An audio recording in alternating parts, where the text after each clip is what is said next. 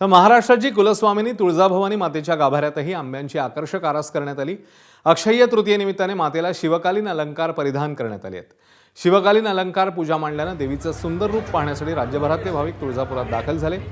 भाविकांना देवीचे दर्शन मिळणं सुलभ व्हावं यासाठी मंदिर संस्थांकडून विशेष उपाययोजना करण्यात आली।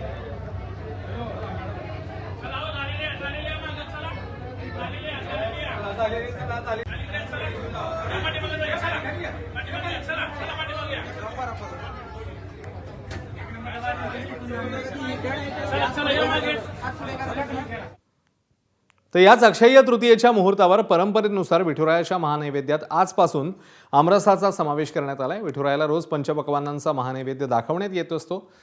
तर प्रत्येक ऋतुमानानुसार या महानैवेद्यात परंपरेनुसार बदल होत असतात। त्यामुळे आजपासून पंढरपूरच्या विठुरायाला महानैवेद्यात आमरसाचा स्वाद चाखता येणार आहे। आज देवाच्या महानैवेद्यात पहिल्या आंब्याचा रस ठेवण्यात आला। आजपासून आता दररोज आमरस पंचपक्वान्नामध्ये असणार आहे। आज अक्षय तृतीया, यथा देहे तथा देवे। आपल्याला जे पदार्थ आपण खातो तेच पदार्थ आपण देवाला पण दाखवतो। हा उन्हाळ्याचा सीझन म्हणजे उन्हाळा म्हणजे आमरस आणि उन्हाळा याचं समीकरण फार मोठं आहे। आपण प्रत्येक जण प्रत्येकाच्या घरी आंबे खातो, तसंच आजपासून आपण देवाला सुद्धा आज अक्षय तृतीयेपासून वटपौर्णिमेपर्यंत पंचपक्वान्नामध्ये आमरसाचा पण आपण त्याच्यामध्ये समाविष्ट करतो। आज आपण देवाला आमरसाचा महानैवेद्य दाखवण्यास सुरुवात केलेली आहे। एबीपी माझा, उघडा डोळे बघा नीट।